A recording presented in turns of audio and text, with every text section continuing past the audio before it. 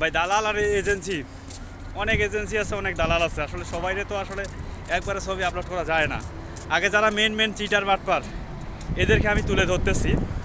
আসলে আপনারা যারা বিদেশে নতুন আসতেছেন, নতুন আসে আপনাদেরকে কাজ দিবে, কাজ দিয়ে এইভাবে মানে বসায় রাখতেছে, দিনের পর দিন মাসের পর মাস রুমের ভিতরে বসায় রাখতেছে। আর আপনারা কাজ নিবেন বিধায় যারা এখানে দায়িত্বে আছে, ভিলার দায়িত্বে থাকে এবং আপনার কেয়ার দায়িত্বে থাকে, আসলে এই মুদিরগুলোর সঙ্গে আপনারা সেরকমভাবে প্রাণ খুলে কথা বলতে পারেন না, কারণ ভয় পান যে আপনার যেহেতু আসলে কাজ কাম না দেয়, আপনারা যেহেতু বসায় রাখে, এই জন্য আপনারা ভয় পান ভাই।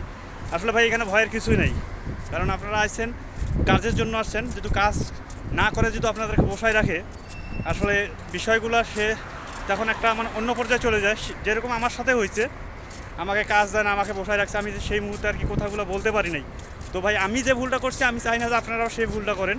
আপনারা কথা বলবেন, তাদের সঙ্গে কথা বলবেন, জোর গলায় কথা বলবেন যে আমাদেরকে কাজ দে, আমার কাজের জন্য নিয়ে আসছে, আমাদের কাজ দিবি এবং আমার সব কিছু বেতন সব কিছু দিবি। এরা কিন্তু ভাই যারা কোম্পানি সাপ্লাই কোম্পানিতে নিয়ে আসে, এরা কিন্তু একটা কথায় বলে যে কাজ না করলেও বেতন দিয়ে দিব, বেতন তোমাদের খারাপ। আর মাস শেষে যখন বেতনের জন্য যাবে, আরে ভাই যারা কাজ করছে এদেরকেই বেতন দেয় না, আপনাদেরকে কি বেতন দিবে?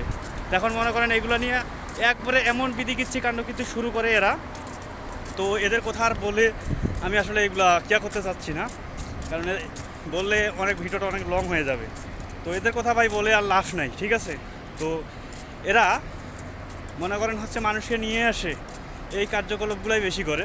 তো এদের বিরুদ্ধে যদি আপনারা যখন কথা বলবেন, মুখ ফুটবেন, তখন দেখবেন যে আপনাকে এরা তেলাইবে, আপনাকে ভালো পরামর্শ দিবে। ভাই পরামর্শ দরকার নাই, আপনার একটা কথাই বলবেন যে কাজের জন্য আসছি, তুই আমাদের কাজ দে, এটাই কথাই শেষ, তাহলে কাজ পাবেন ভাই।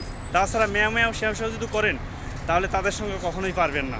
তারা আপনাদেরকে সবসময় চাপের মুখে রাখবে, এটা মনে রাখবেন। মুদির টুদির কিয়া করার কোনো টাইম নেই, ঠিক আছে?